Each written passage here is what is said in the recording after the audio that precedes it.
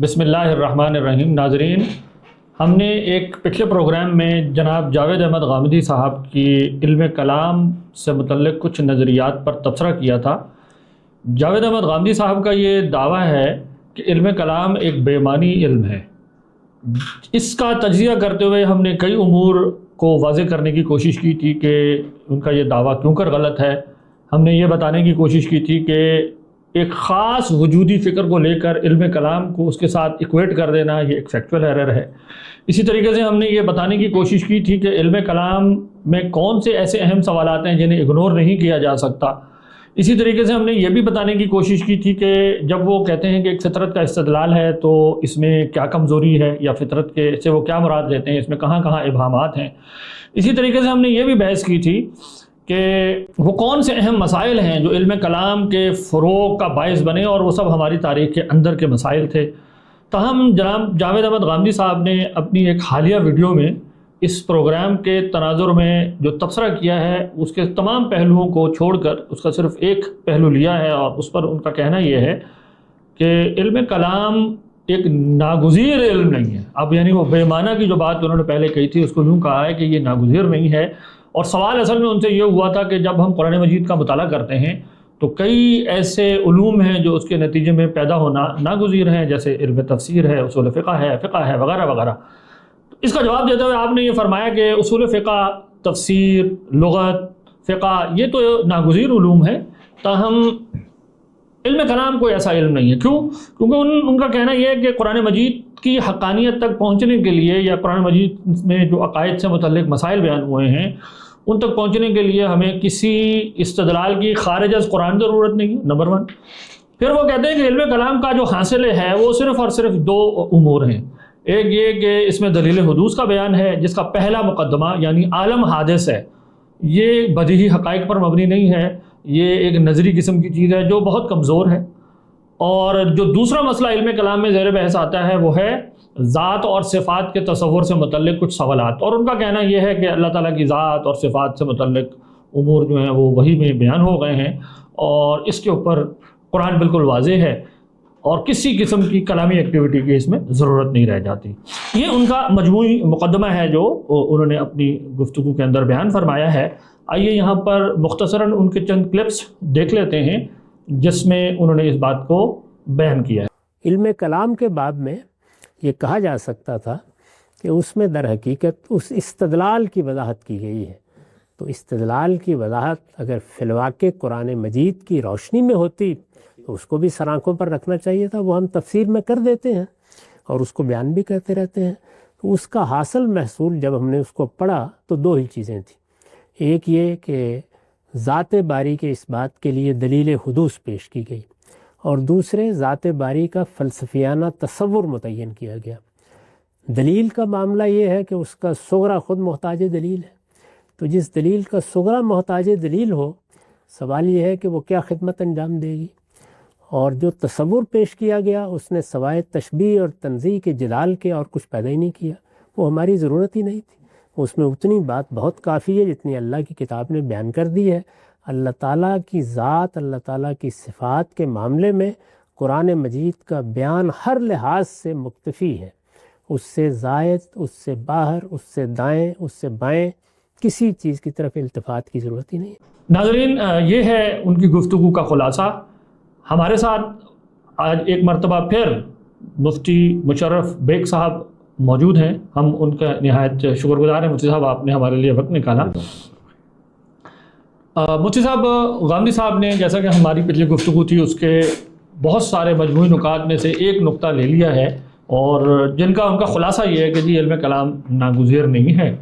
تو میرا خیال ہے کہ آج ہم 2 پہلوؤں سے گفتگو کر لیں۔ ایک یہ کہ علم کلام کی ناگزیریت کے کیا کیا پہلو ہیں، اور ہم خود غامدی صاحب ہی کی چند عبارات اور ان کا جو منہج ہے گفتگو کرنے کا اس کو لے لیتے ہیں، کیونکہ کسی بھی شخص کو بات سمجھانے کا جسے کہتے ہیں نا سب سے اچھا طریقہ یہ ہوتا ہے کہ آپ بتائیں کہ آپ خود جو بات کر رہے ہیں اس میں یہ کہاں کہاں پہلو موجود ہیں۔ تو سب سے پہلے آپ بتائیں کہ یہ جو ان کا دعویٰ ہے کہ علم کلام ایک ناگزیر علم نہیں ہے، اس کو آپ کیسے دیکھتے ہیں؟ یہاں سے شروع کرتے ہیں۔ بسم اللہ الرحمن الرحیم، الحمد للہ رب العالمین والصلاة والسلام علی اشرف الانبیاء والمرسلین وخاتم الانبیاء والمرسلین اما بعد. جب اب کسی چیز کو ہم ناگزیر یا انیویٹیبل یا ہمارے علمی زبان میں لزوم کا ورڈ یوز کرتے ہیں تو نارملی اس کے دو اسپیکٹس ہوتے ہیں. ایک اسپیکٹ ہوتا ہے کہ وہ جو کانسیپٹ ہمارے پاس آیا ہے وہ یا جو اصول یا جو پرنسپل ہمارے پاس آیا ہے وہ ہم اس وقت تک کنسیویبل ہی نہیں ہے, سمجھ نہیں سکتے جب تک کہ ہم کسی دوسری چیز کو پہلے سے پرپوز نہ کر لیں. ایک کو ہے.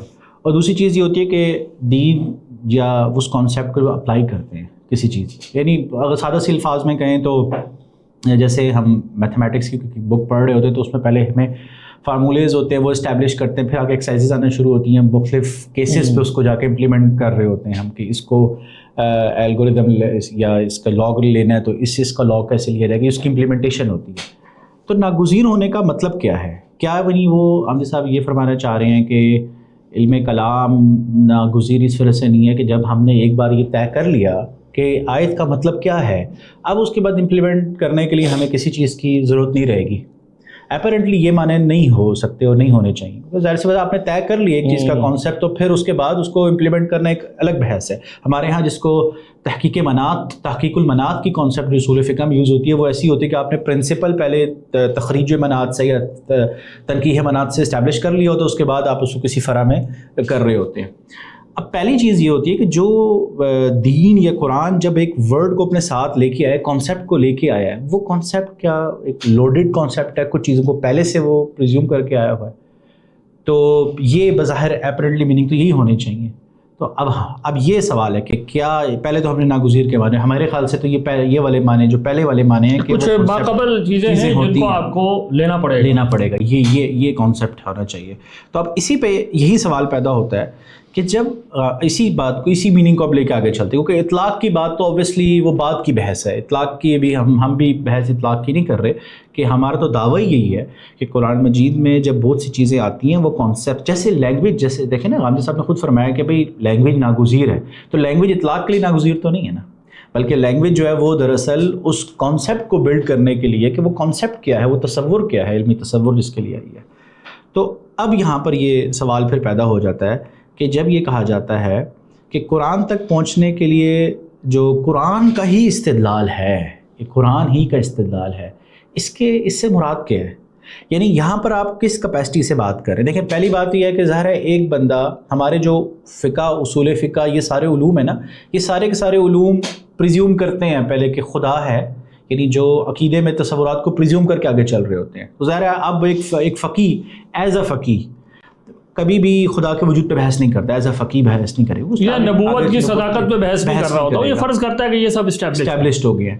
تو اب یہ جب قرآن مجید جب غیر مسلمین کو دعوت دے رہا ہے اور ان کو یہ دلیل فراہم کر رہا ہے, تو آبویسلی ہم یہ تو نہیں کہہ سکتے نا کہ قرآن کہہ رہا ہے چونکہ میں اللہ کی کتاب ہوں مجھے اس وجہ سے دیکھو یہ بات ہے. آبویسلی یہ تو ایک ایبسرڈ بات بن جاتی ہے. یعنی گویا آپ یہ کہنا چاہ رہے ہیں کہ قرآن مجید جب یہ کہتے ہیں غامدی صاحب کہ جی قرآن تک پہنچنے کا استدلال قرآن میں آ گیا ہے, تو سوال پیدا ہو رہا ہے کہ کیا اس استدلال کے جو مقدمات ہیں اس کا ٹروتھ اس وجہ سے ٹروتھ اسٹیبلش رہا ہے کیونکہ قرآن میں آ گیا, ظاہر ہے تو سرکولر آرگومنٹ ہو جائے گا, کیونکہ آپ خود کہہ رہے ہیں یہ قرآن تک پہنچنے اور یا یہ ہے کہ قرآن کسی حقیقت کو ایز اے حقیقت ریفر کر رہا ہے. ایسے میرے خیال ہے یہی بالکل بات کو اشارہ کر رہے ہیں. بالکل یہی بات ہے, ایز اے حقیقت ریفر کر رہا ہے. اور یہ بات نا ہمارے ہاں علم کلام پہ شروع میں اعتراضات ہوتے تھے نا, تو یہ سمجھا جاتا تھا کہ یہ قرآن سے بالکل کوئی ڈائیورسڈ کوئی پورا ڈسکورس ہے, کچھ ہے نہیں.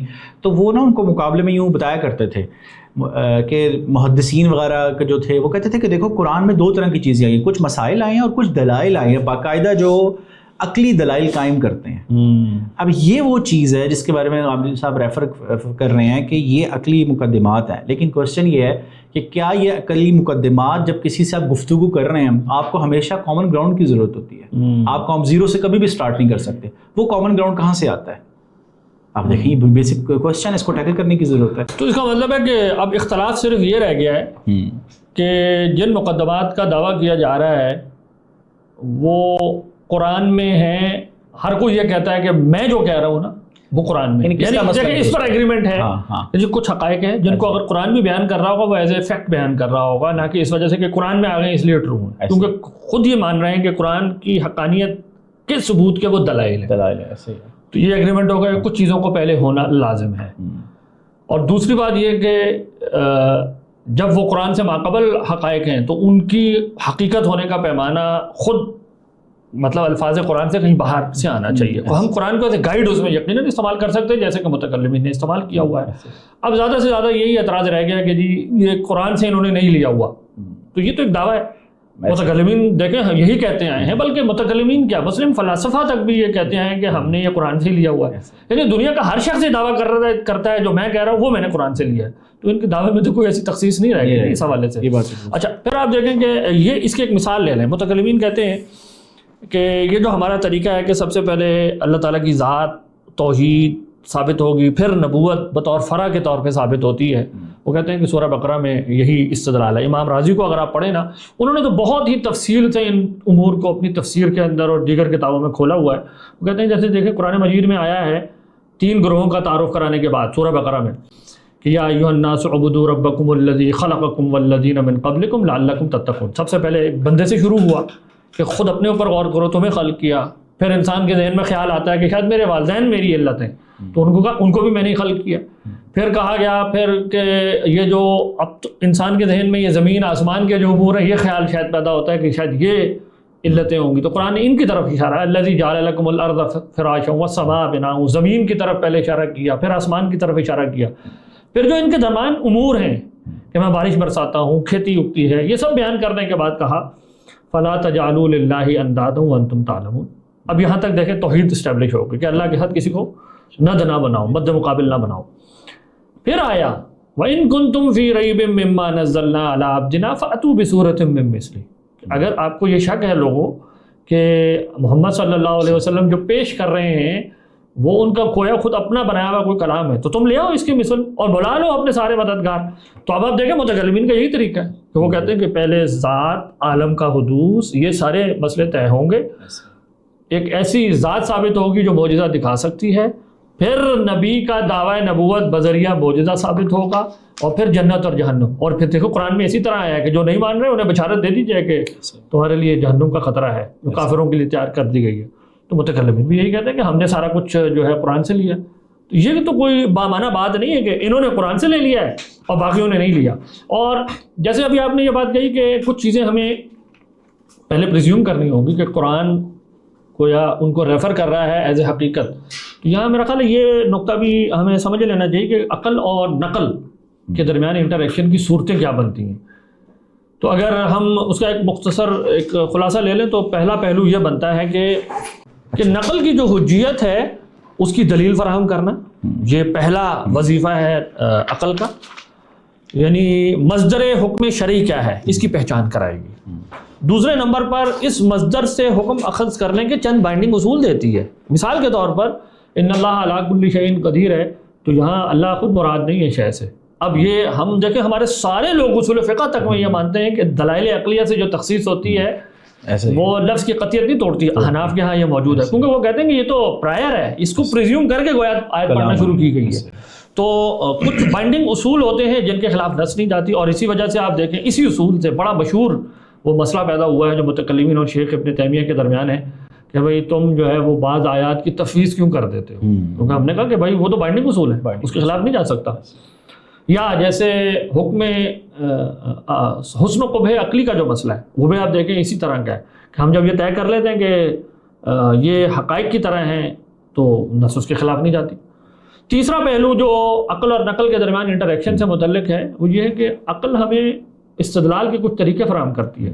اب ظاہر ہے وہ طریقے تو قرآن میں نہیں لکھے ہوئے کہ بھائی استخراج کا ایک طریقہ ہے, ایک تمثیل کا طریقہ ہے, ایک استقراء کا طریقہ ہے. یعنی لاجک اور منطق جو ہے وہ بلا شبہ یہ نہیں ہوتا کہ قرآن میں متضاد باتیں قرآن شروع کرتا ہے, مطلب وہ استدلال کرا. قرآن میں حدیث میں کہیں بھی آپ کو یہ نہیں بتایا گیا کہ قیاس کی جو فارمز ہوتی ہیں منطقی قیاس کی کتنی ہوتی ہیں, بالکل ایسی. اچھا, اور چوتھا پہلو میرے خیال میں اس میں یہ ہے کہ الفاظ سے جو معنی ہم متعین کر لیتے ہیں ان کے اطلاقات متعین کرنے میں کہ علل کیا ہیں, مطلب جو ہم اس قیاس کی تھیوری میں پڑھتے ہیں یہ ایک ریشنل مطلب ڈسکورس ہے.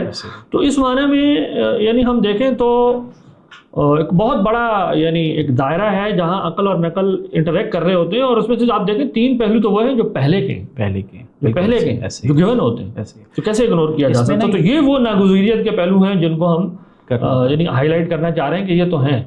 یہ جو اصل میں عقل کے لفظ سے نا آج کل ایک ایمبیگوٹی پیدا ہو جاتی ہے. اتنی عقل جیسے آپ کو ہوتا ہے ویسٹ میں عقل کے پورے ڈسکورس موجود ہے. اس وجہ سے اگر ہم اس کو صرف یوں بھی کہہ دیں کہ وہی آ رہی ہے, وہی سے پہلے کچھ امور ہیں جن کو آپ نے ایکسیپٹ کرنا ہے, جس پہ وہی کھڑی ہے, تو یہ ہر کوئی مانتا ہے. یہ جسے کہتے ہیں نا کہ بدیہیات میں سے ہے دینی ڈسکورس کے. چلیں اچھا, اب اس کو چونکہ ظاہر ہے ہماری جو گفتگو ہے نا, میں نے جیسے کہا نا یہ کچھ ایبسٹریکٹ جب صرف ہو جائے تو اگلا بندہ سامنے سے نا اعتراض کرتا ہے کہ جی یہ یوں نہیں یوں ہے. زیادہ اچھا طریقہ یہ ہوتا ہے کہ ہم کسی کی اپنی گفتگو لے کے اس کو ذرا سمجھا دیں. تو پچھلی گفتگو میں ہم نے صرف اس کو ریفر کیا تھا, آج ہم ذرا اس کو کھول لیتے ہیں. اب دیکھیں غامدی صاحب کا ایک مضمون ہے خدا پر ایمان. اس کے اندر انہوں نے یہ دلیل قائم کرنے کی کوشش کی ہے کہ خدا کے دلیل قائم کرنے کا متکلمین کا طریقہ تو کمزور ہے, دلیل حدوث والا میرا مضبوط ہے گویا. تو ہم دیکھ لیتے ہیں کہ وہ دلیل جو انہوں نے قائم کی ہے اس میں کتنے خلا ہیں اور جو ہے اس میں کس طرح کے سوالات ہیں جن کو انہوں نے ایڈریس ہی نہیں کیا اور متکلمین نے ان کو کھولا ہوا ہے. اب میں آپ کے سامنے ان کی دلیل پیش کرتا ہوں. خلاصتاً یوں ہے, یہ کہتے ہیں کہ جی انسان مخلوق ہے, ہر مخلوق کا خالق ہوتا ہے, لہذا انسان کا مخلوق ہے. یہ دلیل حدوث کی ساخت کے کافی قریب چیز ہے. جیسے وہاں کہتے ہیں کہ عالم حادث ہے, حادث کے لیے محدث یعنی علت ہوتی ہے, تو عالم کے لیے محدث یعنی علت ہے. اب ان کا جو پہلا ہے پریمس ہے, کیونکہ ان کا اصل اعتراض ہے اس پر کہ عالم حادث ہے, یہ تو ایک بہت ہی کمزور گویا مقدمہ ہے جو متکلمین نے کھڑا کر لیا ہے, اس کی کوئی ضرورت نہیں ہے. تو اب ذرا ہم دیکھتے ہیں کہ اس کا جو متبادل یہ لائے ہیں کہ انسان مخلوق ہے, اس کے بارے میں انہوں نے خود کیسے گفتگو کی ہے. اب ذرا ان کی عبارت پڑھ لیتے ہیں. آپ لکھتے ہیں انسان مخلوق ہے, مذہب کا مقدمہ اسی حقیقت کے ادراک سے شروع ہوتا ہے. یہ ایک وجودی حقیقت ہے جس کا مشاہدہ ہم جب چاہیں اپنی آنکھوں سے کر سکتے ہیں.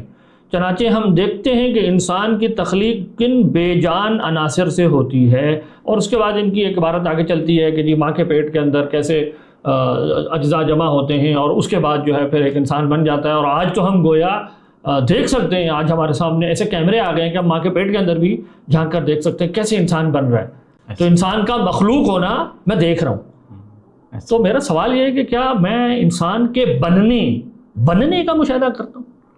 ہاں, یعنی بالکل یہ اہم چیز ہے کہ بننے کا مطلب کیا ہے. اچھا, یہاں میں ایک چیز واضح کر دوں.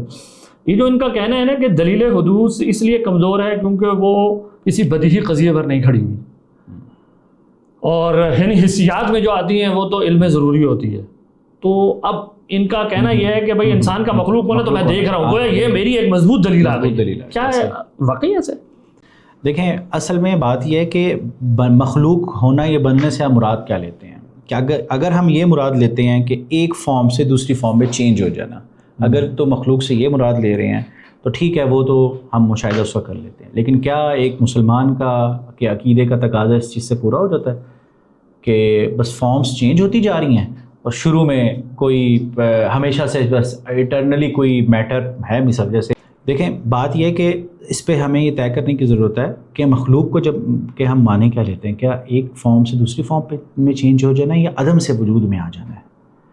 تو اگر ہم عدم سے وجود کی بات کرتے تو ہاں اس کا مشاہدہ ہم کر رہے ہیں, ٹھیک ہے, نظر آ رہا ہے ہمیں کہ مثلا بیج لگاتے ہیں وہ آہستہ آہستہ جو ہے وہ بن جاتا ہے. بچہ ماں کے پیٹ میں آج کل تو ایزیلی انسان اس کو دیکھ لیتا ہے. لیکن کیا صرف یہ چیز یہ تقاضا ہے مسلمان کا کہ وہ مانے؟ ظاہر یہ نہیں ہے. ہمارا تو دعویٰ یہ ہے کہ اللہ تعالیٰ نے ہر چیز کو عدم سے وجود, بدیع السماوات بھی ہے, یعنی اس نے ہر چیز کو عدم سے وجود میں لے کے آئے ہیں. اب آپ دیکھیں کہ جو چیز مشاہدہ میں ہمارے آ رہی ہے, ہم وہ اس کا ایکچوئل میں نہ ہم دعویٰ کر رہے ہیں نہ غامدی صاحب دعویٰ کر رہے ہیں, وہ ایک الگ چیز ہے. اور جس چیز تک پہنچنا چاہ رہے ہیں وہ ہمارے حواس خمسہ میں نہیں آ رہی, وہ ہمارے استدلال پہ کھڑی ہے.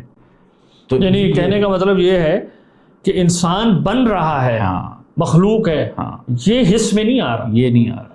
حس میں آ رہا ہے کہ ایک حال ہے, دوسرا حال ہے, تیسرا حال ہے, یہ تو چینج آ رہی ہے. تو یہ استدلال کا دوسرا مقدمہ کیا ہے اس میں؟ تو مشاہدے میں تو صرف آیا ہے چینج. اب استدلال پورا یوں ہوگا جب میں ساتھ یہ کہوں کہ یہ چینج ہے, چینج کو ہم حدوث کہتے ہیں اپنی لینگویج میں. ایک حال کے بعد دوسرا حال طاری ہونا, ایک حال جو نہیں تھا وہ آ گیا.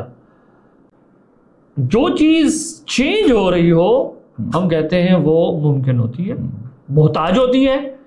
اس لیے انسان محتاج ہے، یعنی انسان ایک حال سے دوسرے حال میں تبدیل ہو رہا ہے، جس پر تبدیلی لاحق ہو رہی ہو وہ ممکن یا محتاج ہوتا ہے، اس لیے انسان محتاج ہے۔ تو اب آپ دیکھیں یہ صرف مشاہدے میں نہیں ہے، انسان کا مخلوق ہونا تو بھی بات کی بات ہے نا، انسان کا محتاج ہونا یہ بھی مشاہدے میں نہیں آ رہا۔ اس کے لیے ایک بیچ میں بدیہی قضیہ لانا پڑا، جس کے ساتھ ایک سوال یہ جڑ جاتا ہے کہ یہ جو قضیہ بے ہے، جس چیز پر حدوث لاحق ہو وہ محتاج ہوتی ہے، ممکن ہوتی ہے، اس کی کیا حقیقت ہے؟ کیا یہ خارج سے متعلق ہے، یا جیسے مثال کے طور پہ کانٹین کو کہہ دے یہ تو ذہنی ساخت ہے، کیا اس کو لے لیں گے؟ اچھا آپ دیکھیں جب تک آپ اس کو خارجی حقیقت نہیں نہ مانیں گے آپ کا استدلال تام نہیں ہے کہ انسان محتاج ہے۔ پھر اسی طریقے سے ابھی تو میں نے یہ فرض کر کے گفتگو کی نا کہ یہاں جو چینج ہے اس کی احتیاج تک پہنچنے کی بنیاد جو ہے وہ کیا ہے؟ حدوث ہے۔ کیا واقعی حدوث ہے؟ کیا غامدی صاحب بھی یہی مانتے ہیں؟ یہ تو دلیل حدوث کو لے ہی نہیں نہ رہے۔ تو یہ بتائیں کہ انسان محتاج ہے، اس جملے تک پہنچنے کے لیے یہ حص میں تھوڑی آ رہا ہے انسان محتاج ہے۔ میں نے کہا یہ تو ایک بیچ میں ایک اور پریمس ہے جس کے بعد یہ نتیجہ نکلتا ہے۔ ان کے پاس کیا بنیاد ہے؟ مسلم فلاسفہ تو نہیں لیتے تھے۔ پوائنٹ میرا یہ ہے کہ انسان محتاج ہے، یہاں تک بھی میں صرف حص تک نہیں، صرف حص سے نہیں پہنچتا، بلکہ ایک اور پریمس ایڈ کرتا ہوں، اس کے ساتھ کچھ اور سوالات ہیں جو اور جڑ جاتے ہیں۔ دیکھیں کہ انسان محتاج ہے یا چلیں مخلوق کی احتیاج کی بیسز کیا ہیں، یہ اتنا ریلیونٹ ہے کہ متکلمین کو فلاسفہ یہاں پہ آ کے ایک ٹف ٹائم دیا کرتے تھے کہ اگر تم نے یہ چلو مان لیا کہ عدم سے وجود میں آ گیا، لیکن جو کنٹینیوسلی انسان چل رہا ہے، کیا انسان جب پیدا ہو جاتا ہے وہ مستقل بذات ہو جاتا ہے خدا سے؟ ایسا تو کہ تمہارا بھی عقیدہ نہیں ہے۔ تو دیکھیں یہ آپ کو اسٹیبلش کرنا پڑتا ہے کہ انسان اپنی جو اس کی کنٹینیوٹی ہے جو جاری رہ رہا ہے اس کے احتیاج کی بیسس کے ہیں، بالکل ایسا ہی ہے۔ تو یہ بات بالکل درست ہے۔ اچھا اسی طرح اب آپ دیکھیں کہ اس سے پھر ایک یعنی کرولری کے طور پہ کئی کوشچنس خود بخود پیدا ہوتے ہیں، نیچرلی پیدا ہوتے ہیں فطری طور سے، کہ جو چیز ممکن ہے اور محتاج ہے وہ مخلوق ہے، تو کس معنی میں مخلوق؟ آپ کو پتہ ہے کہ ہمارے ہاں اس میں اختلاف ہے۔ بعض لوگ جو عالم کو قدیم مانتے ہیں اور جو یہ اس میں فرق آ جاتا ہے، تو یہ معنی طے کرنا ضروری ہے۔ اسی طرح کہ اب اسی سے پھر اگلی یہ بات آتی ہے کہ کیا ممکن قدیم بھی ہو سکتا ہے؟ یعنی ایک چیز محتاج بھی اور قدیم بھی ہے۔ آپ کو پتہ ہے اس کے پیچھے خدا کا تصور اس چینج ہو جاتا ہے کہ خدا ایک صرف لاجیکل نیسیسٹی کے طور پہ آپ بس لے رہے ہیں، یا وہ ایک پرسن گاڈ ہے جو کہ انٹرفیرنس بھی کر رہا ہے۔ یعنی ممکن کو احتیاج کی جو ممکن کی جو احتیاج کی بنیاد ہے علت کی طرف، اس کی نوعیت کیا ہے؟ نوعیت کیا ہے؟ کیا ممکن کو علت اپنے ازل سے ہونے کے گراؤنڈ کے طور پہ چاہیے، یا ممکن کی احتیاج یہ ہے کہ علت جو ہے اس کو عدم سے وجود بخشتی ہے؟ ایسے ہی یعنی وہ موجب ہے یا موجد ہے؟ موجد ہے۔ ہمارے ہاں یہ بحث رہی ہے۔ تو اس سوال کو کیسے کریں؟ یعنی مخلوق ہونے سے آپ دیکھیں متعلق ہے، اس کے بغیر تو مخلوق ہونے کا مطلب نہیں طے ہوا۔ بالکل، مخلوق کا قدیم اور حادث ہونا یہ بہت ہی بنیادی سوالات ہیں، اور اسی پہ پورے نظریات سے کھڑے۔ اسی طرح آپ دیکھ لیں کہ ممکن کو جو علت کی احتیاج ہوتی ہے اس کی نوعیت کیا ہے، ذرا یہ بھی ہمیں طے کرنے کی ضرورت ہے، اس پہ بھی اختلاف ہوا ہے۔ اور پھر آخری بات یہ ہوتی ہے کہ جو سب سے اہم سوال ہے جو ناگزیریت کے ساتھ ہے، اگلی بات کہ یہ سارے سوالات میں ایک فلاسفہ کا موقف ہو گیا، متکلمین کا ہو گیا۔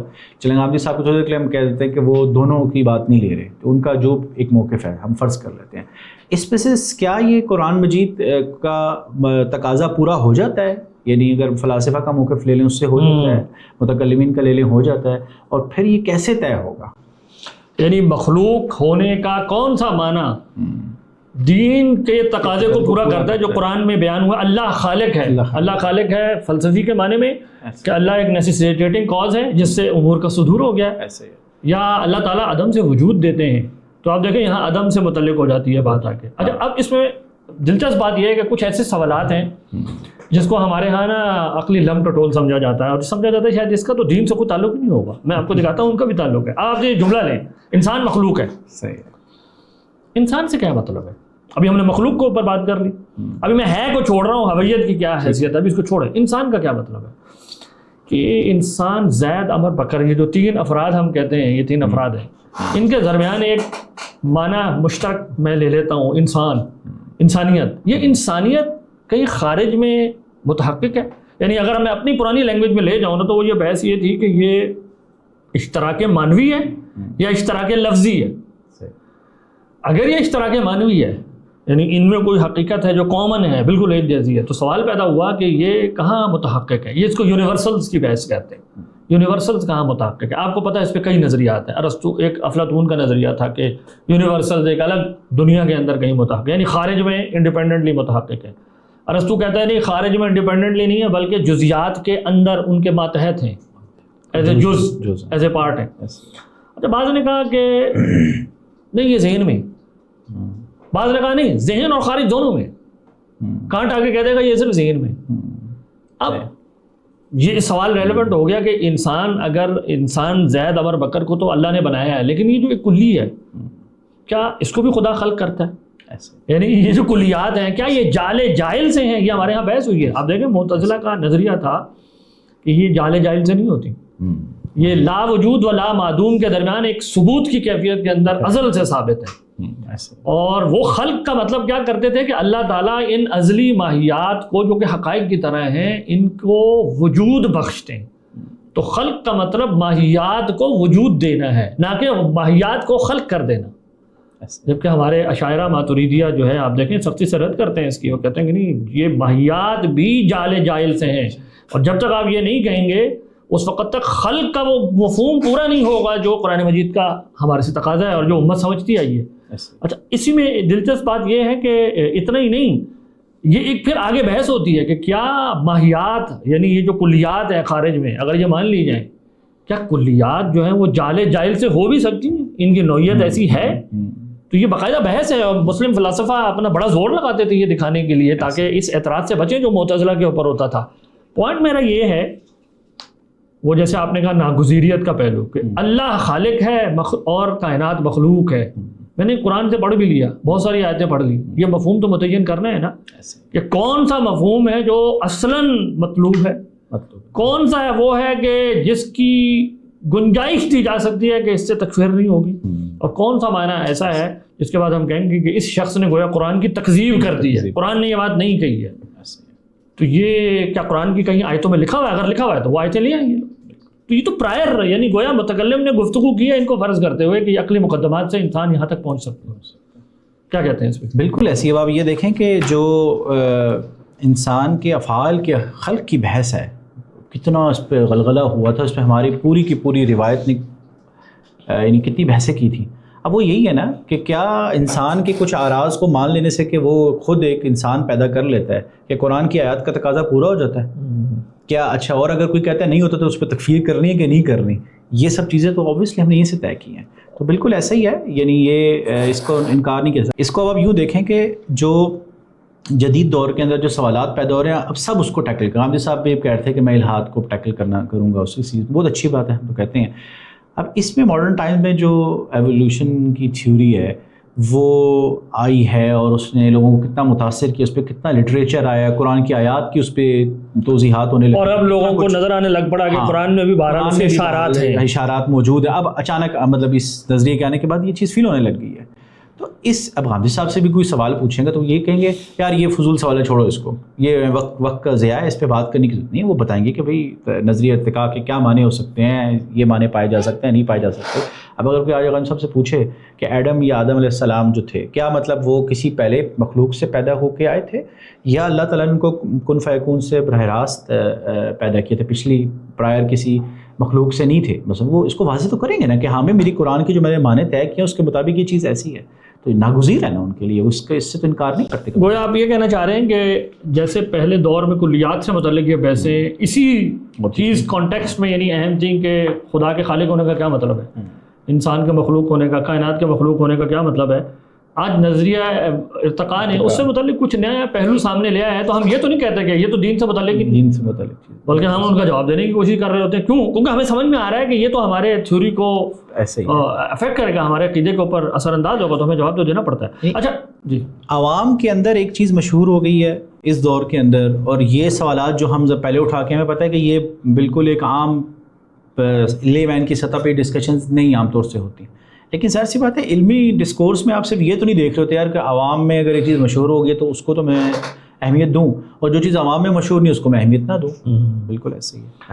اچھا، اسی بات کو میں چاہ رہا ہوں ان کی نا اگلے پہلو کے ساتھ ذرا کنیکٹ کر لیں. جب انہوں نے کہا کہ انسان مخلوق ہے جس میں ہم نے دیکھا کہ کافی سارے گیپس ہیں, بہت سارے سوالوں کو انہوں نے چھوڑ دیا ہے. انہوں نے ساتھ یہ بھی کہا کہ اس کی جو علت ہے نا اس کی نوعیت کیا ہے, اور گویا وہ بھی میں مشاہدے سے متعین کر سکتا ہوں. اب میں ان کا یعنی جو اقتباس ہے یہاں پڑھ دیتا ہوں. آپ لکھتے ہیں غم یعنی ہم جانتے ہیں کہ خلق کے جس فعل کا ہم نے مشاہدہ کیا ہے, یعنی جس کا مشاہدہ کیا, ابھی ہم دیکھ چکے کوئی مشاہدہ نہیں ہے اس کا, وہ ارادی ہے, اور اس کے ایک ایک جز میں بے پایہ قدرت و بے نظیر حکمت و علم کا ظہور ہوا ہے. ہم جس طرح خلق کا انکار نہیں کر سکتے اسی طرح فعل کی اس نوعیت کا انکار بھی نہیں کر سکتے, اس لیے کہ فعل کی یہ نوعیت بھی اسی طرح ایک وجودی حقیقت ہے جس طرح خلق کا فعل ایک وجودی حقیقت ہے. ہم جس طرح فعل کا مشاہدہ کرتے ہیں اسی طرح اس حقیقت کا مشاہدہ بھی کرتے ہیں. آپ دیکھیں مشاہدہ کرتے ہیں, لہذا مجبور ہیں کہ اس کے ساتھ یہ اعتراف بھی کریں کہ انسان کا خالق صاحب ارادہ ہے, اس کی قدرت بے پایہ ہے, وہ علیم و حکیم ہے. انسان کی عقل اسے یہاں تک لے آتی ہے, انسان کی عقل اسے یہاں تک, اچھا اس سفر میں اس کو خارج سے کسی رہنمائی کی ضرورت نہیں ہوتی. یہ آخری جملہ بڑا دلچسپ ہے, خارج سے کسی رہنمائی کی ضرورت نہیں ہوتی. یہی تو ہم اتنی دیر سے کہنے کی کوشش کر رہے ہیں کہ قرآن مجید کئی ایسی چیزوں کو لے کے آ رہا ہوتا ہے جس میں وہ پریزیوم کرتا ہے کہ انسان کے پاس یہ رہنمائی ہے. اچھا اس میں جو سوال میرے ذہن میں ہے نا وہ یہ ہے کہ انہوں نے جیسے یہ صفات اخذ کر لی ہیں کہ وہ علیم ہے, قدیر ہے, کیا یہ مشاہدے سے اسی طرح آ گئی ہیں جیسے یہ بیان کر رہے ہیں؟ ہاں دیکھیں, انہوں نے پہلے تو چلیں انہوں نے فرمایا کہ جو ہم مخلوق ہونے کو دیکھتے ہیں, اس کے بعد انہوں نے کہا کہ یہ ہم جس طرح فعل کا مشاہدہ کرتے ہیں اسی طرح اس حقیقت کا بھی مشاہدہ کرتے ہیں. تو چلیں یہ جو حقیقت کا مشاہدہ ہے, مجھے لگتا ہے کہ مشاہدہ انہوں نے نا مشاہدہ باطنی کے معنی میں شاید لیا ہے, کیونکہ وجہ اس کی یہ ہے کہ یہ بلا شبہ یہ تو استدلال, وہ خود بھی استدلال ہی کر رہے ہیں نا یہاں پہ کلیئرلی, کیونکہ اللہ تعالیٰ کا ارادہ ہونا اور یہ سب چیزیں, مجھے فیل ہوتا ہے کہ شاید یہاں پر نا اس کی تنقیح ہونی چاہیے مشاہدہ باطنی کے معنی میں. دیکھیں میں یہ بات کو ہائی لائٹ اس لیے کر رہا ہوں کیونکہ ان کا دعویٰ ہے کہ جو دلیل حدوث ہے نا اس کا مقدمہ تو مطلب کمزور ہے, غیر فطری ہے, یہ وہ, اور انہوں نے جو گویا مقدمہ کھڑا کیا ہے وہ فطری ہے. تو میں یہاں آپ کا مطلب توجہ, آپ نے بالکل صحیح کہا, یہ حسی مشاہدہ نہیں ہے, یہ مشاہدہ باطنی ہے, بالکل ایسا ہی ہے. تو اب دیکھیں, اچھا اب ہم آتے ہیں اس طرف, اس بحث, یہ تو ہم نے اسٹیبلش کر لیا کہ یہ چیزیں ساری مشاہدے سے نہیں آ رہی. اب یہ جو ہم نے جمپ کی ہے دلیل کے اندر کہ مخلوق ہیں, مخلوق ہونے کا مطلب یہ ہے کہ ایک ہمیں ذات چاہیے جو کہ صاحب ارادہ ہے. یہ کیوں چاہیے؟ اب ظاہر سی بات ہے اس کا یہ گیپ ہے نا, یہ انالیسس کرنے کی تو ضرورت ہے. مثلا اور کیسے پہنچ رہے ہیں ہم, کیا مطلب, یعنی ہم جب یہ کہہ رہے ہوتے ہیں, یعنی آپ یہ کہتے ہیں کہ دیکھیں یہ وہی بات ہے ہمارے متکلم سے ہوتے ہیں, چینج یا تغیر جو آ رہا ہوتا ہے, یہ چیز جو آ رہی ہے جس کو فعل کہا جاتا ہے, فعل ایکسپلینیبل نہیں ہے جب تک آپ پیچھے ارادے کو نہیں مان رہے ہوتے, اور ارادے کو ڈیفائن بھی کرنا ضروری ہے. مطلب دیکھیں کہ صرف ارادہ بول دینا تو کافی نہیں ہوتا نا.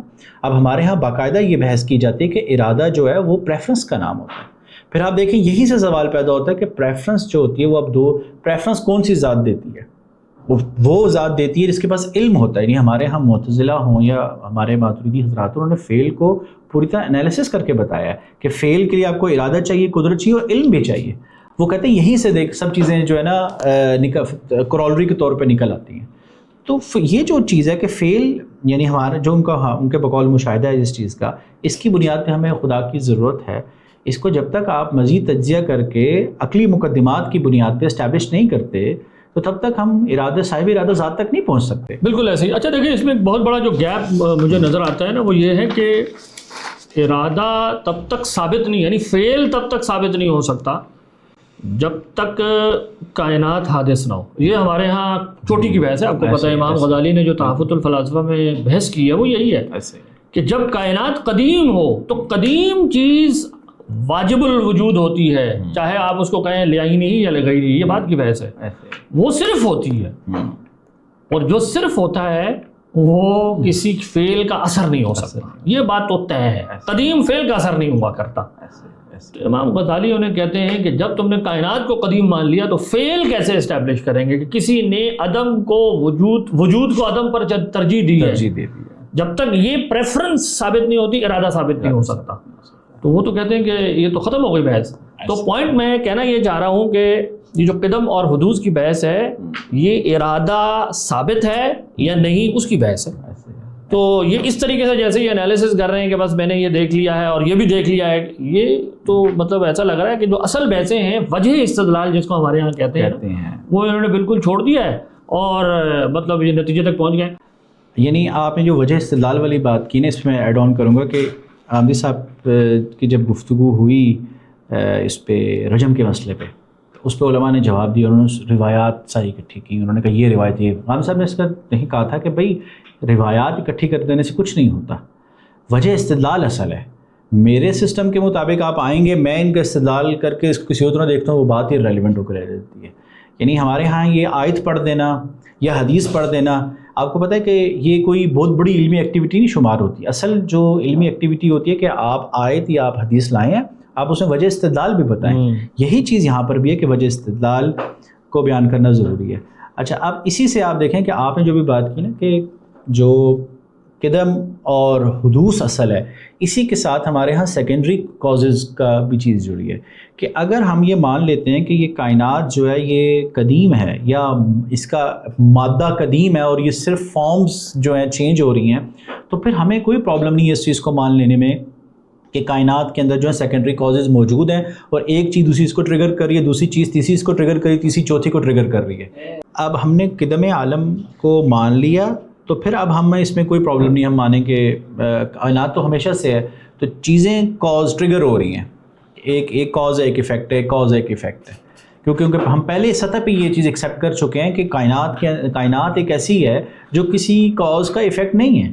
تو بس پھر اس کے بعد اگر بیچ میں اگر وہ ساری چیزیں جو ہیں وہ آپس میں ان کا ریلیشن شپ بن رہا ہے اور بیچ میں کوئی انٹرفیئرنس کسی خدا کی نہیں بھی ہوئی تو کوئی فرق نہیں پڑے گا, اس کو پہلے سطح پہ مان لیا ہے. گویا غامدی صاحب سے یہاں سوال یہ ہونا چاہیے کہ کیا یہ ثانوی علتوں کو مانتے ہیں, سیکنڈری کازز کو, کہ چیزیں چیزوں پر اثر انداز ہوتی ہیں؟ اگر یہ اس کو مانتے ہیں تو ان کا یہ دعویٰ کہ میں مشاہدہ کر رہا ہوں کہ کوئی صاحب ارادہ ہے, یہ تو ختم ہو گیا, ٹوٹ گیا. اور اگر اس کے ساتھ یہ بھی بات مل جائے کہ کائنات قدیم ہے تو نتیجہ کیا نکلا؟ یا اگر چلے قدیم نہیں بھی ہے, سیکنڈری کازز کو ماننے کا یہ نیسیسری نتیجہ نکلتا ہے کہ خدا بس ایک نہ پہلا بٹن دبانے والے کی طرح ہے, اس کے بعد سسٹم یعنی گھڑی ساز کی طرح ہے, اس کے بعد سسٹم چل رہا ہے. اگر ان کا یہ نظریہ ہے کائنات کے بارے میں تو انسان کے بننے کے عمل میں یہ کسی فائل کا تھوڑی مشاہدہ کر رہے ہیں. ان کے نظریے کے مطابق ایک مادی چیز کی کوئی پوٹینشیل اس کے اندر ہے جو آگے کسی میں ٹرانسفر ہو گیا. یہ تو صرف یہاں تک انفرنس کریں گے کیونکہ انسان کے پیچھے تو وہ چیز ہے, خدا کا فعل اگر کہیں ہے تو وہ تو بالکل کہیں پیچھے جا کر ہے. تو یہ تو مزید استدلال ان کا کمزور ہو گیا اس ساری گفتگو کے اندر. اور اس زمن میں کنکرنٹزم ایک پوری یعنی تحریک رہی ہے, بالخصوص عیسائی دنیا کے اندر اس کا زیادہ اس کی قبولیت رہی ہے. مسلمانوں میں بھی شیخ ابن تیمیہ کے ہاں اس کے کچھ اثرات مل جاتے ہیں.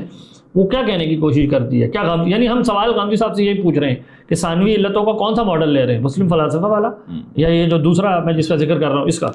یہ دیکھیں کیا کہنے کی کوشش کرتا ہے. یہ کہتا ہے کہ جی خدا بھی علت ہے, یعنی وہ ہر چیز کو خلق کرتا ہے اور اشیاء میں بھی تاثیر ہے, اشیاء بھی مؤثر ہے.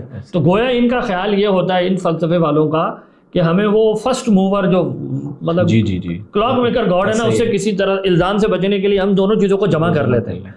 اور یہ لوگ اصل میں اعتراض کیا کرتے تھے شیخ وغیرہ کہ یہ مسلم یہ جو ہمارے متکلمین ہیں یہ لوگ ایک قسم کا گویا نا سوفسطائیت پھیلا رہے ہیں کہ خدا ہر چیز کو خلق کر رہا ہے اور چیزوں میں تاثیر نہیں ہے, جبکہ ہمارا مشاہدہ تو یہی ہے.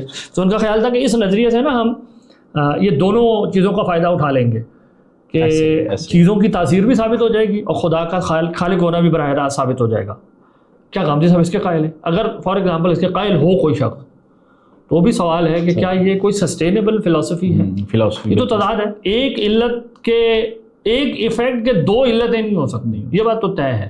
کیونکہ اگر آپ نے کہا کہ مثال کے طور پہ سی کے دو کازز ہیں, اے بھی اور بی بھی, اور دونوں, اب سوال ہوگا کیا یہ دونوں مستقل ہیں, انڈیپینڈنٹلی فنکشن کرتے ہیں اسی پر؟ اگر آپ کہیں دونوں انڈیپینڈنٹلی رزلٹ پروڈیوس کر سکتے ہیں تو اس کا کیا مطلب ہوا؟ ایک نہیں, دونوں ریڈنڈنٹ یوں بنیں گے. آپ یہ کہہ رہے ہیں کہ اے کی بغیر بھی سی ہو سکتا ہے کیونکہ بی سے ہو سکتا ہے, اور آپ کہہ رہے ہیں بی کے بغیر بھی سی ہو سکتا ہے کیونکہ اے سے ہو سکتا ہے. اس کا مطلب ہے سی دونوں سے آزاد ہو سکتا ہے. تو دو علتیں اصل میں دعویٰ ہے دونوں کو علت نہ کہنا, یعنی سیلف کانٹراڈکٹری دعویٰ ہے. اچھا, جیسے کہ ریڈنڈنسی کا پرابلم ہی صرف نہیں آتا, اس میں ایک اور مسئلہ بھی ہے اگر کوئی یہ کہے کہ اچھا نہیں یہ مستقل تو نہیں ہے، دونوں مل کے کرتے ہیں. اب یاد کریں ہمارے ہاں مجموع القدرتین کی بحث رہی ہے.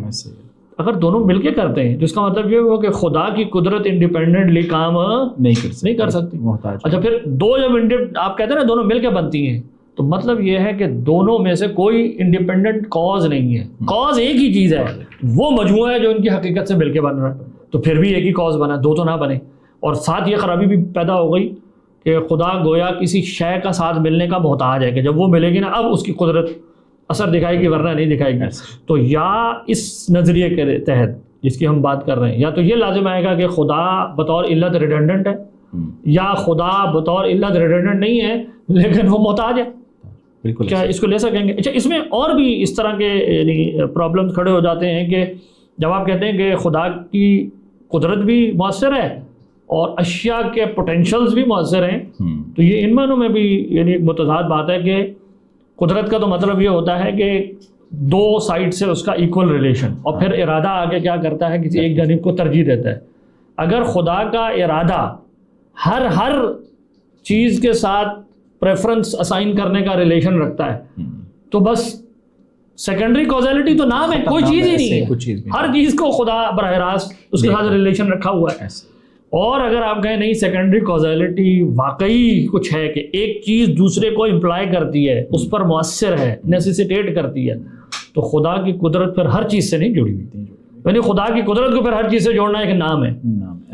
اور اس پوری سیریز کو جب آپ دو ایونٹس کے بجائے نا ایک پورے یعنی چین میں دیکھنا شروع کرتے ہیں تو ہوگا کیا؟ مثلا میں اے اور بی کو لوں، میں کہوں اے بی کا کاز ہے، لیکن اے سے پیچھے ایک اور ایونٹ ہے اے پرائم ہے، تو اے جو بی کے لیے کاز ہے وہ اے پرائم کے حساب سے افیکٹ ہے، اور یہ جو بی جو اے کے لیے افیکٹ ہے وہ آگے بی پرائم جو اس سے اگلا ایونٹ ہے اس کے لیے علت ہے. تو یہ تو تاثیر کے نظریے میں ہوتا یہ ہے کہ چیزیں چیزوں پہ اثر انداز ہو رہی ہیں کہ ایک چیز پیچھے پیچے پیچھے چلتا رہتا، نتیجہ کیا نکلے گا؟ وہی جو مسلم فلسفی کہتے تھے کہ بھائی خدا سے بس چیزیں جو ہیں وہ ظاہر ہو گئی ہیں، اور خدا سے صرف فرسٹ چیز ظاہر ہوئی ہے، اس کے بعد اس سے چیزیں چل رہی ہیں. تو یہ جو کنکرنٹسٹ آئیڈیالوجی ہے یہ ایونچولی اسی طرف لے جاتی ہے. پوائنٹ میں کہنا یہ چاہ رہا ہوں کہ جو اتنی آسانی سے انہوں نے کہہ دیا ہے کہ بھائی یہ اس سے نکل آیا ہے، اس کے اندر بہت ساری تکنیکی بحثیں ہیں اور ان کو کوئی اگنور نہیں کر سکتا. یہاں اب آپ اس میں یہ دیکھیے کہ ابن تیمیہ وغیرہ رحمہ اللہ اور جو دوسرے حضرات ہیں جنہوں نے یہ نظریہ لیا ہے قطع نظر کہ یہ کیا مسئلہ، انہوں نے کیوں لیا ہے؟ ان کو اندازہ ہو گیا تھا کہ ایک طرف میرے مطلب دین کے ہماری ایک روایت چلی آ رہی ہے، دوسری طرف ان کو لگا کہ دوسری طرف کی دلیل کے بھی تقاضے ہیں. وہ انہوں نے اپنی تعین کوشش کی کہ دونوں کو لے. انہوں نے یہ نہیں کہا کہ یار چھوڑو ہمیں اس پہ گفتگو میں جانے کی ضرورت ہی کیا ہے. انہوں نے باقاعدہ پوزیشن لے لی وہاں پہ، کیونکہ مسلمان کو یہ تقاضا تو قرآن کا نہیں ہے کہ تم مشاہدے سے حاصل ہونے والی دلیل جو ہو رہی ہے تمہارے تعین تم اس کو ایویں نظر انداز کر رہی ہو کہ یہ تو ہمارے اپنے پرنسپل کے خلاف ہے. جیسے غامدی صاحب آپ دیکھیں نا ایوولوشن کے بعد جو ہے وہ یہ نہیں کہتے چھوڑو اس بات کو، وہ قرآن کی آیتوں سے نکال کے لاتے ہیں، نہیں یہاں تک قرآن میں موجود ہے ایسے تو یہ سب کرتے ہیں. تو یہ اس وجہ سے یہ گریز جو کا رویہ جو ہے نا، جیسے اصول فقہ کے حوالے سے الحمدللہ اللہ کا شکر ہے کہ غامدی صاحب کی کلیئرٹی آ گئی ہے کہ ناگزیر لابدی ہے، انیویٹیبل ہے. تو اسی طرح بات یہ کہ یہ علم کلام کا بھی یہی بالکل معاملہ ہے، یہ سارے سوالات ریلیونٹ کسی طرح نہیں ہے، اور غامدی صاحب کسی ان اے وے اور ادر اس کو ٹیکل، اس کے بارے میں پوزیشن بھی رکھتے ہیں، اس کو ٹیکل بھی کر رہے ہوتے ہیں. اچھا اس میں ایک بات میرے خیال میں یہ بھی ایڈ کر لیں یہاں پر کہ علم یہ جو دلیل حدوث ہے اس کا جو پہلا مقدمہ ہے، اس کو رد کرنے کے لیے بعض لوگ نا بڑے ذوق و شوق سے آگے بڑھتے ہیں، گویا یہ ایک فلسفیانہ بات ہے، اس کا دین سے تو کوئی تعلق نہیں، ہم اس کو چھوڑ کے کچھ اور کر لیتے ہیں. یہاں سمجھنے کی بات یہ ہے کہ اس کے ساتھ اسٹیک پہ کیا لگا ہوا ہے. اسٹیک پہ لگا ہوا ہے نبوت کی دلیل، یعنی نبوت کی تصدیق کا طریقہ یہ ہے کہ ہم ایک فاعل مختار ثابت کریں تاکہ یہ بات بامانہ ہو سکے کہ وہ کسی کو اپنا نمائندہ بنا سکتا ہے، اسے کلام کر سکتا ہے، اس کی سچائی میں معجزے کی صورت دلیل لا سکتا ہے، جیسے کہ ہم اس پر پیچھے تفصیل سے بات کر چکے ہیں.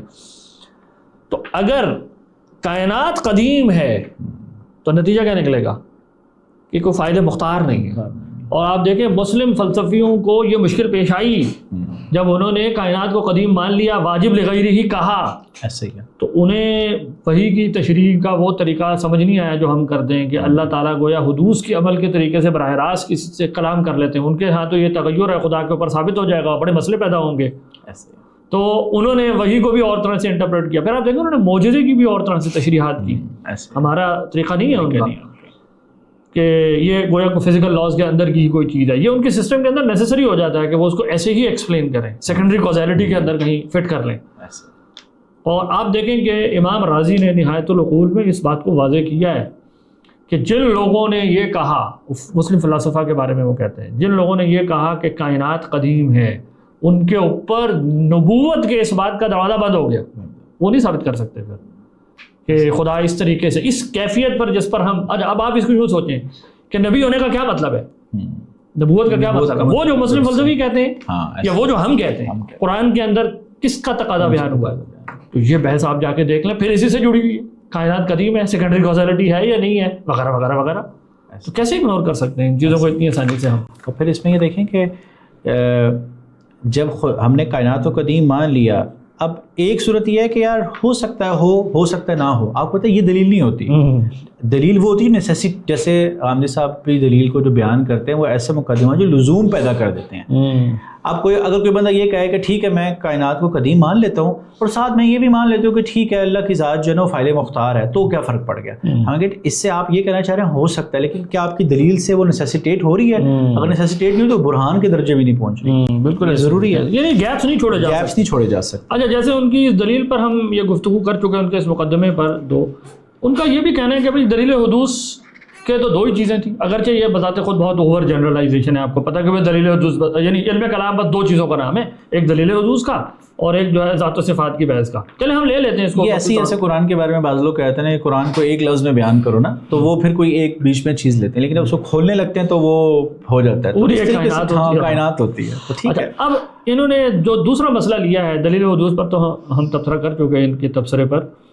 وہ کہتے ہیں جی ذات اور صفات کی بحثوں میں پڑ گئے ہمارے متکلمین، جبکہ ذات اور صفات کے تصورات تو ممکن ہی نہیں ہے. اللہ تعالیٰ نے قرآن میں بالکل واضح کر کے ہماری ہدایت کر دی ہے کہ یہ وہ دروازہ ہے جو بند ہے، اس میں تم داخل نہیں ہو سکتے. یہ پڑے رہے کہ جی پتہ نہیں صفات ذات کا عین ہے یا غیر ہیں، یہ ایک قسم کے لغو سوال ہیں، یہ ناگزیر نہیں ہے. گویا وہ اگر میں ان کی نئی گفتگو کے تناظر میں لفظ اس کو دے دوں تو وہ کہہ رہے ہیں کہ یہ ناگزیر نہیں ہے، ان بحثوں میں کیا ضرورت تھی. گویا وہ یہ کہہ رہے ہیں کہ جیسے لیس کمثلہ شیء قرآن میں آ گیا، اور قرآن میں متشابہات کے بارے میں آ گیا کہ اس کی تعویل تو اللہ کے سوا کوئی نہیں جانتا. تو یہ لوگ گویا متشابہات میں پڑے رہے. اس کو آپ کیسے دیکھتے ہیں؟ دیکھیں اس پہ تو پہلا سوال یہی ہے کہ لیس کمثلہ شیء اور وہ قرآن میں آیا ہے تو، اور اللہ تعالیٰ کو یہ بھی بہت سمیع اور بصیر کہا گیا ہے. تو قرآن میں تو آپ انسان کو بھی کہا گیا سمیع اور بصیر ہے، اور وہ قرآن ہی میں آیا ہے. تو اب سوال یہ پیدا ہوتا ہے کہ وہ میرے خیال ابو سعید کی طرف اشارہ کر رہے ہیں فجعلناہ سمیعا بصیرا، انسان کے لیے سورہ طہر میں آیا ہے. تو اب سب سے پہلا سوال، مطلب میں بھی قرآن سے باہر جا ہی نہیں رہا، میں ایک طالب علم ہوں جس نے قرآن کھولا ہے، اس کا مطالعہ کرنا چاہتا ہوں اور عربی زبان کی تھوڑی سی شد بدھ رکھتا ہوں. تو میرے ذہن میں فوراً سوال ہے کہ اللہ تعالیٰ کے لیے بھی یہ ورڈ یوز ہو رہا ہے، میرے لیے بھی یوز ہو رہا ہے، ڈفرینس کہاں پہ ہے اس کے اندر؟ یہ کیسے طے ہوگا؟ یعنی وہ کیا پیمانہ ہے مثلیت کا جس کے نتیجے میں ایک پہلو سے کہا گیا کہ لیسا کمثلہ شیء وہ بھی ٹرو ہو جائے گا، اور دوسری جو ساتھ ہی بات آ گئی ہے کہ خدا بھی سمیع بصیر اور بندہ بھی سمیع بصیر، یہ بھی ٹرو ہو اور مثلیت بھی لازم نہ ہے. اس کا کیا پیمانہ ہے؟ کیا یہ دینا ہوگا یا نہیں ہوگا؟ قرآن میں کنٹرڈکشن نہیں ہے. پھر آپ دیکھیں کہ ہماری پوری جو نظریہ لسان لنگوسٹک تھیوری ہے وہ اصل میں اسی کے تناظر میں پیدا ہوئی ہے. آپ اتنی بحثیں رہی ہیں، اتنے نظریات رہے ہیں، اتنے جو فرقے بنے صفات کے، وہ اسی وجہ سے بنے ہیں. تو یہ بات جو ہے نا کہنا کہ نہیں. اب ابن عاشور رحمۃ اللہ علیہ نے جب یہ آپ ان کی، میں نے اس پہ ایک پورا آرٹیکل لکھا ہے عربی میں، کہ انہوں نے متشابہات پہ جہاں بحث کی ہے نا، اس کے گریڈز جو بنائے ہیں انہوں نے 12 مختلف قسم کے، وہ بڑے زبردست ہیں. اس میں وہ بتاتے ہیں کہ کیسے لینگویج آتی ہے. یعنی اب دیکھیں قرآن جب آتا ہے وہ ہم سے ایسی لینگویج میں بات کر رہا ہوتا ہے جو لینگویج رائج ہوتی ہے. اچھا، جو رائج لینگویج ہوتی ہے وہ تصورات کے لیے بولی جا رہی ہوتی ہے، وہ انسانوں کے لیے بولی جا رہی ہوتی ہے، وہ حادث مخلوقات کے لیے بولی جا رہی ہوتی ہے. اللہ رب العزت اپنا تعارف بھی انہی لینگویج میں کروا رہے ہوتے ہیں. تو سوال یہ کہ پھر ساتھ ساتھ ہی قومیں گمراہ بھی ہوتی ہیں اللہ تعالیٰ کے باب میں. اللہ تعالیٰ کے لیے عجیب و غریب نظریات بھی رکھ دیے گئے، پتنی تشبیہ، تمثیل، تجسیم وغیرہ سارے کے سارے. اتنی پرابلمس تھیں اس کو ٹیکل کیا صرف یہ جملہ کر کے کہ قرآن تو بالکل واضح ہے اس حوالے سے. اتنا اگر واضح ہے بدیہیات میں سے ہے تو آپ مجھے میرا سوال ہے جیسے ہمارے ہاں ختم نبوت کے معاملے میں ساری امت ہوگی نا متفق کہ نہیں اس معاملے میں ہم بالکل سارے ایک جگہ پہ کھڑے ہیں. کیا صفات میں جو اختلافات ہوئے اس پہ کیا غامدی صاحب سے آج میں سوال اگر پوچھیں احترام سے کہ حضرت کیا یہ وہ جو تقسیم کے قائل تھے کہ ان کو آپ تکفیر کریں گے؟ اب ہمارے ہیں ابن تیمیہ رحمۃ اللہ علیہ کو کئی لوگ کہتے ہیں یہ تقسیم کی طرف چلے گئے تھے. ابھی بھی عالم عرب میں سعید فودہ وغیرہ ان حضرات سے پوچھے کچھ کہتے ہیں تشبیہ کی طرف چلے گئے. تو کیا وہ تکفیر ہوگی ان کی؟ یعنی کیا انہوں نے مثلیت کا پردہ چاک کر دیا نہیں کر دیا؟ مطلب یہ بالکل ریلیونٹ کوسچنز ہیں. اچھا پھر آپ دیکھیں اس میں ایک اور پہلو بھی ہے. یہ مثلیت والے میں نا کچھ سبسٹینشیٹ کرنے کے لیے صرف اشارہ دینے کے لیے قارئین کو تاکہ پتہ ناظرین کو تاکہ پتہ لگے کہ ہمارے ہاں یہ بحثیں کس درجے میں ہوتی رہی ہیں. دیکھیں ہمارے ہاں جو صفوان تھے نا جہمی فرقہ جن سے مشہور ہے, ان کا نظریہ یہ تھا کہ خدا کے لیے کوئی بھی ایسا لفظ نہیں بولنا چاہیے جو پازیٹیو ہو جو مخلوق کے لیے بولا جاتا ہے. سو مچ سو وہ اتنے obsessed ہوئے انہوں نے کہا کہ خدا کے لیے یہ بھی نہ کہو کہ خدا عالم ہے, خدا قادر ہے, خدا موجود ہے, بلکہ وہ کہتے تھے صرف نیگیٹیولی ایٹریبیوٹ کرو کہ خدا جاہل نہیں ہے, خدا لاغر نہیں ہے, خدا معدوم نہیں ہے. کیونکہ ان کا مثلیت کا پیمانہ انہوں نے یہ مقرر کیا تھا کہ یہ سارے حدوثی معنی جیسے ہی تم وجود کا بھی خدا پر لاگو کرو گے تو یہ تو شرک ہو جائے گا. اچھا آپ دیکھو امت نے نہیں لیا, اس نے نہیں لیا, ہمارے ہاں باقاعدہ بحث. اچھا پھر آپ دیکھیں جنہوں نے وجود خارجی لا موجود و لا معدوم والے نظریے پہ لے گئے, حقائق اپنی کلیت کے اندر جو کلی حقائق ہوتے ہیں وہ ثابت ہیں, ان کو اب اس آیت کی شرح کرنی تھی معتزلہ کے وہ حضرات. انہوں نے کہا کہ یہ اخص الوصف سے دو چیزیں ایک دوسرے سے الگ ہوتی ہیں. اچھا ہمارے ہاں چونکہ کلیات کے خارجی وجود کو نہیں لیا گیا تو ہمارے ہاں کہا گیا عام الوصف سے ہو جاتی ہے. اچھا آپ دیکھیں شیخ ابن تیمیہ یا جو جن کو ہمارے ہاں مجسمہ کی تحریک کہہ دیا جاتا ہے, ہم یہ نہیں کہہ رہے کہ شیخ ویسے سے, ہم صرف ایک کیونکہ بریکٹ اس طرح کر دیا جاتا ہے انہیں, تو ان کا اپنا نظریہ آپ دیکھیں. امام راضی تو باقاعدہ برستے ہیں, علامہ جو محدثین کے گروہ کے آدمی ہیں ابن خزیمہ جن کی کتاب التوحید ایک لکھی ہوئی ہے, اس میں وہ کہتے ہیں کہ بھائی تقسیم یعنی ختم ہو جاتی ہے اگر میں اتنا مان لوں کہ خدا کا بھی چہرہ نور والا ہے, بس یہ کہ وہ کبھی ختم نہیں ہوگا نور. تو اب امام راضی کہتے ہیں کہ یہ تو بڑی خطرناک باتیں یہ لوگ کر رہے ہیں کہ یہ فرق یوں نہیں ہوگا کہ خدا کا بھی یاد ہے بس یہ کہ وہ ٹوٹتا نہیں ہے, اور انسان کا یہ فرق یہ ہے کہ ٹوٹ جاتا ہے. یعنی اس سے تھوڑی یعنی تشبیہ کا معاملہ ختم نہیں ہوتا اس سے. تو پوائنٹ میرا یہ ہے کہ یہ اتنی دقیق اور مطلب اہم بحثیں ہیں جس کا ایونچولی توحید اور شرک کے ساتھ تعلق جڑ جاتا ہے. غامدی صاحب اس کو کہہ رہے ہیں بس قرآن میں اس طرح آیت لکھی ہوئی ہے, اب اس کے بحث کرنے کی ضرورت نہیں تھی, اور امت گویا بس ایسے اپنا وقت ضائع کرتی رہی ہے اور اس سے یہ رشد و ہدایت کا تقاضا پورا کر دیں گے. اچھا اس میں صرف یہ کہوں گا کہ عام طور سے سمجھا جاتا ہے کہ یہ بحثیں جو ہے نا انٹلیکچوئلس کے لیے ہیں, لیکن آپ دیکھیں کہ یہ جو ہم صفات و ذات کی بحث کر رہے ہیں, ایک عام بندہ جو روزانہ نماز پڑھتا ہے اپنے رب سے دعا کرتا ہے, تو جس بندے کا یہ کیفیت ہوگی کہ خدا کے بارے میں نہ یہ کہو کہ وہ موجود ہے, نہ یہ کہو کہ وہ عالم ہے, نہ یہ کہو, اس کو رب سے ریلیشن کیا بنے گا؟ میں اللہ کی مالا جب تک نہیں جپوں گا, اس کی تعریف کی تسبیح نہیں کروں گا, تو میرا ایک نیچرل بات ہے ریلیشن شپ ہی نہیں بنے گا. یعنی آپ دیکھیں کہ یہ جو ہمارے پیچھے نظریات ہوتے ہیں نا, یہ عوام کے اندر جو ڈسکورس رائج ہوتا ہے یہ ان کی حفاظت کر رہے ہوتے ہیں کہ ان کے پیچھے جو انڈر پننگ ہوتی ہے اور بیکنگ ہوتی ہے, یہ انٹلیکچوئل بحثیں اس کو پیچھے پرووائڈ کر رہی ہوتی ہیں بیکنگ, کہ اب لوگ ٹھیک ہے, لوگوں کو ہم کہتے ہیں آپ اپنے رب کی طرف اس دائرے میں رہیں گے تو گمراہ نہیں ہوں گے, شرک میں نہیں پڑیں گے. ورنہ تو ایک بندہ جو اس نظریے پہ جائے جیسے جہاں میں, یا جیسے حتیٰ کہ بعض لوگ کہتے ہیں کہ نہ یہ کہ خدا ہے نہ یہ کہ خدا نہیں ہے, ایک بندہ اس اسٹیٹ میں چلا جائے. اب بتائیں قرآن کی وہ ساری آیات کہ تمہارا رب تم سے قریب ہے, یہ ساری کی ساری انسان کے لیے ریلیونٹ کیسے قریب ہے کہ میں تو ذات کے بارے میں بات بھی نہیں کر سکتا, کیونکہ مجھے پتا کہ میں اس کو یہ بھی نہیں کہہ سکتا کہ وہ عالم ہے, میں یہ بھی نہیں کہہ سکتا. ایسا ہی ہے. اسی پہ آپ نے بھی عبارت پڑھی تھی اور غامدی صاحب نے بھی غالباً عبارت پڑھی تھی. غامدی صاحب فرماتے ہیں کہ انسان کا سارا علم تمثیل پہ کھڑا ہے, اور تمثیل آپ کو پتہ ہے کہ قیاس کو کہا جاتا ہے کہ ایک جزئی ہوتی ہے, اس سے آپ دوسری جزئی جو پہ قیاس تعلیل کر کے اس کی حقیقت میں علت مقرر کر کے کر لیتے ہیں. اب انسان کا سارا علم جو ہے نا وہ قیاس پہ کھڑا ہے, یعنی قیاس آپ کو پتہ ہے کہ وہ مشاہدے سے ہو رہا ہوتا ہے. اب آپ دیکھیں کہ یہ اسٹیٹمنٹ غامدی صاحب کی جو ہے نا یہ امپیریسزم پہ بیسڈ لگتی ہے کہ سارا کا سارا علم ہے, لیکن دوسری طرف آپ دیکھیں غامدی صاحب خود فرماتے ہیں کہ انسان کے فطری حقائق ہوتے ہیں. اب یہ جملہ یہ ریشنلزم کا جملہ ہے. آپ کو پتا ہے ریشنلزم اور امپیریسزم میں جو بنیادی آپس میں جو ان میں اختلاف ہے وہ اسی بنیاد پہ کہ کیا انسان کے پاس کچھ ایسے حقائق ہیں جو اس کے ایکسپیرینس سے نہیں آ رہے ہوتے بلکہ ایکسپیرینس کو میننگ فل کر رہے ہوتے ہیں, اور وہ حقائق بھی ہیں, وہ واقعی میں حقائق ہیں. ساری جھگڑا اسی چیز کا ظاہر ہے, ورنہ ریشنلسٹ یہ تو نہیں کہتے تھے کہ انسان کو تجربے سے علم نہیں ہوتا.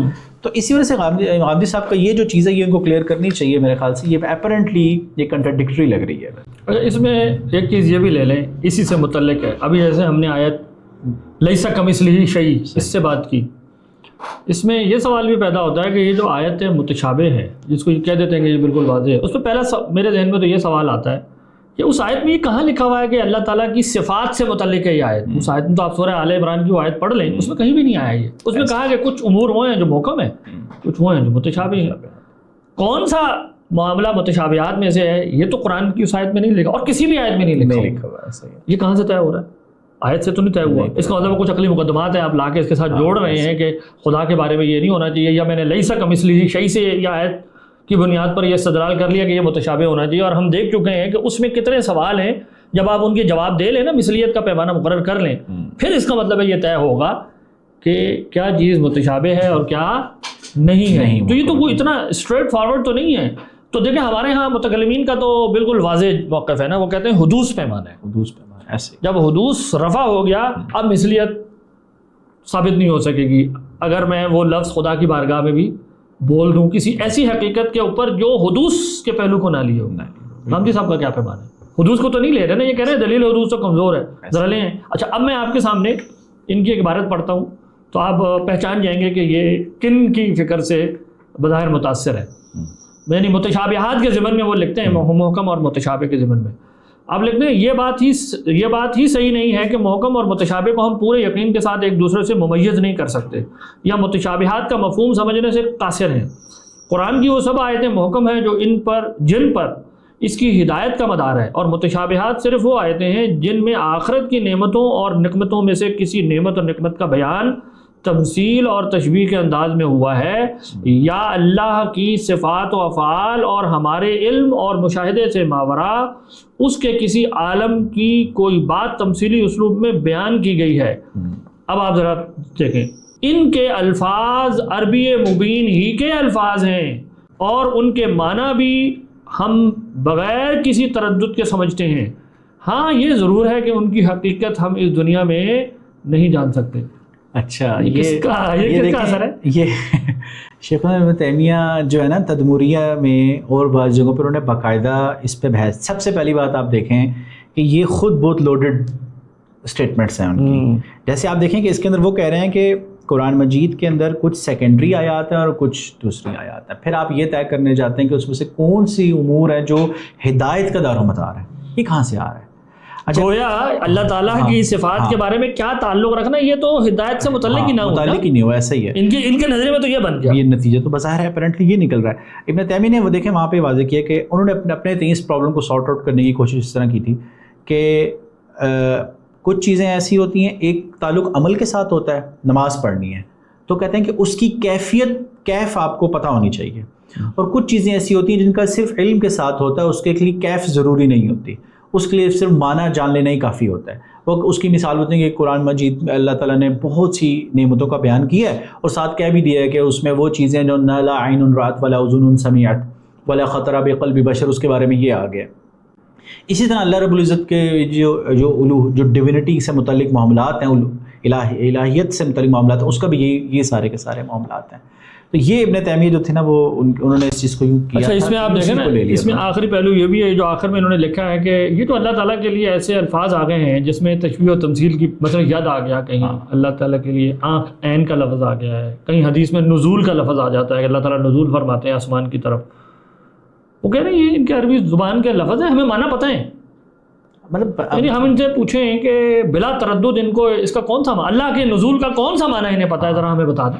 یار آپ دیکھیں یہ وہی شیخ ابن تیمیہ نے ہمیں معنی پتہ ہے, حقیقت نہیں پتہ. جب حقیقت نہیں پتہ تو کیا معنی کس چیز کو ریفر کرتا ہے, کسی چیز کی حقیقت کو, اور آپ کہہ رہے ہیں حقیقت نہیں پتہ. تو یہ آپ دیکھیں یہ وہی ساری جو شیخ ابن تیمیہ کے ہاں جیسے ہمیں پتہ ہے اس مسئلے میں بالخصوص مسائل ہیں بالکل ایسے، اور امت نے ان کو آئیڈینٹیفائی کیا ہے، تو یہ وہی لینگویج بول رہے ہیں اور سمجھ رہے ہیں کہ بالکل وضاحت ہے اس کے اندر ایسے، جبکہ اس کے اندر کئی ابہامات ہیں جن کے جواب دینے چاہیے. میرے ایک استاد اسلامک یونیورسٹی میں نے ان سے یہ شیخ مدنی کی فکر پڑھی بھی تھی، تدمریہ وغیرہ کی چیزیں. اچھا میں ان سے یہ سوال کر رہا تھا کہ حضرت کون سے وہ معنی جو پتہ ہے نا، اچھا اس کے جواب میں جو بتاتے تھے کہ میں نے کہا ید کا وہ معنی کیا ہے، کہتے دیکھو نا اللہ تعالیٰ نے فرمایا کہ آدم نے خلقہ بیدیہ، اللہ نے ید سے پیدا کیا. میں نے کہا یہ اس کا معنی تو نہیں ہے. یہاں پہ تو اس آیت کو سمجھنا ہی موقوف اس چیز پہ ہے کہ وہ معنی کیا ہے. آدم علیہ السلام کو اپنے ید سے پیدا کیا، ید سے کیا مراد ہے؟ کیا وہ جارح کی طرح ہے؟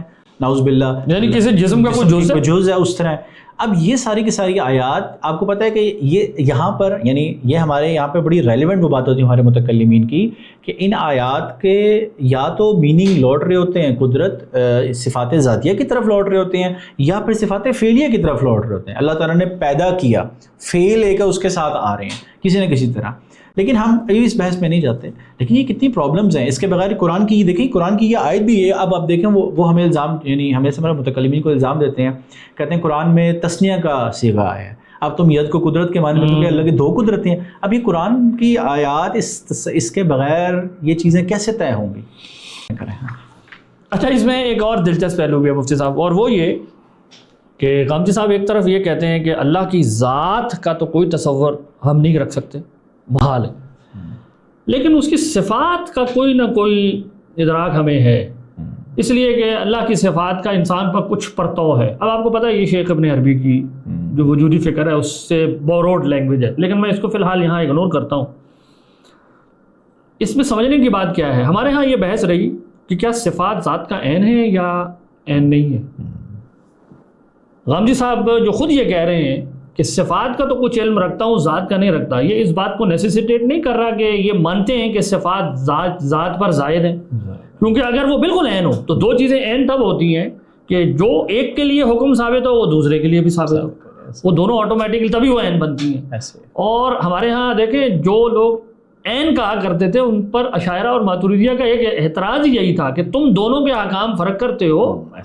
تم کہتے ہو اگر علم، قدرت، ذات یہ سب ایک دوسرے کا عین ہے تو اس کا مطلب ہے خدا کو عالم کہنے کا مطلب خدا کو قادر کہنا ہے، کیونکہ جو کچھ علم کے لیے ٹرو ہے وہ پھر قدرت کے لیے بھی ٹرو ہے، وہی پھر ذات کے لیے بھی ٹرو ہے. تو غامدی صاحب نے دیکھیں حکم فرق کر دیا. یہ کہہ رہے ہیں صفات کو تو جانتا ہوں، کچھ ادراک رکھتا ہوں، لیکن ذات کا نہیں رکھتا. تو جب آپ نے حکم الگ کر دیا تو what does it imply کہ وہ عین نہیں ہے. تو جب آپ نے دیکھیں یعنی جو پرابلم تھی نا، جو مسئلہ تھا، اس پر ان کا جواب موجود ہے غیر شعوری طور پر. متکلمین کو شعور ہے کہ وہ اس کس سوال سے بحث کر رہے ہیں، اس کا ہمیں کوئی جواب دینا ہے. جب یہ تو اب ان کی اس بات سے طے ہو گیا کہ صفات ذات کا عین نہیں ہے، تو اب یہ ہمیں جواب ملاحظہ کرنے کہ ان کا کیا موقف ہے، کیا غیر ہیں تو ہمیں بتا دیں. میں صرف ایک چیز ہی کہوں گا کہ ذات و صفات کی دوئی کو غامدی صاحب نے مان لی. آپ کو پتہ ہے اس وقت کئی لوگ موجود ہیں جو کہتے ہیں کہ یہ جو متکلمین اور علماء عقیدہ نے ذات و صفات کا فرق تھا نا، یا ایرسٹوٹل کا جو نظریہ تھا اس کا صورت جسمی اور میٹر کا نا، یہ وہاں سے کشید کیا ہوا ہے. آپ مجھے بتائیں آج اگر کوئی آ کے غامدی صاحب کی تفسیر پڑھے اور جب وہ ذات و صفات کو الگ کریں، اس نے فلسفہ پڑھا ہو اور وہ کہتے ہیں یہ غامدی صاحب جو ہے نا یہاں پر متاثر ہو گئے ہیں ارسطو سے، تو یہ بات درست ہوگی. بھائی غامدی صاحب تو فرمائیں گے کہ بھئی امت کی پوری روایت سے چلی آ رہی ہے تواتر کے ساتھ، اور قرآن مجید جو ہے وہ اس کے اندر الگ چیزیں بیان ہوئی ہیں اور یہ حقائق ہیں یا ایسے ہی ہوتے ہیں. ارسطو کے کہنے سے یہ حقیقت نہیں ہو جائے گی. بس یہی وہ الزام جو آپ غامدی اب دیکھیں محدثین تک باب باندھتے ہیں، امام بخاری رحمۃ اللہ باب باندھتے ہیں ذات، اس بات ذات کے لیے وہ باب باندھ رہے ہوتے ہیں باقاعدہ، اس کو اسٹیبلش کرتے ہیں. اب وہ لوگ وہ نہیں تھے جنہوں نے فلسفہ بھی پڑھا ہو، لیکن آج کا ایک جو ریڈر ہے نا، وہ قاری ہے فلسفے، وہ آ کے یہ الزام دے رہا ہوتا ہے.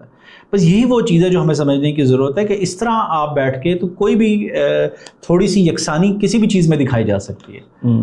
چلیں بہت بہت شکریہ مفتی صاحب آپ کا اس پروگرام میں شرکت کے لیے. ناظرین امید کرتے ہیں کہ آج کی اس گفتگو سے آپ پر یہ واضح ہوا ہوگا کہ دین کے بالکل بنیادی قسم کے جو امور ہیں کہ خدا خالق ہے، کائنات مخلوق ہے، انسان مخلوق ہے، اس سے متعلق جو قرآن مجید کے بیانات ہیں اس پر دین کا کیا تقاضا ہے، یہ جواب اس وقت تک طے نہیں ہوتا جب تک ہم بہت سارے ماقبل قرآن مقدمات پر بحث کر کے ان پر اپنا ایک موقف طے کر لیں، اور وہ ناگزیر ہوتے ہیں۔ اسی طرح خدا کی صفات سے متعلق بہت سے ناگزیر سوالات ہیں جن کو آپ چاہ کر بھی اگنور نہیں کر پا رہے ہوتے اور ان کا جواب دے رہے ہوتے ہیں، اور ہمارے علماء عقیدہ نے الحمدللہ اس پر بحث کی ہے، لیکن بدقسمتی سے چونکہ ہمیں کہتے ہیں نا پکی پکائی کھیر مل جائے تو پھر ہم اس کی ناقدری کرتے ہیں کہ یہ تو بیکار ہے، یہ پھیکی ہے، یہ یوں ہے، اس کی ضرورت ہی نہیں تھی۔ تو ہمیں اپنے بزرگوں کا، اپنے اسلاف کا اس پر شکر ادا کرنا چاہیے اور اللہ کے حضور دعا کرنی چاہیے کہ وہ ان کے اوپر رحمتوں کا نزول فرمائے۔ والسلام علیکم۔ جزاک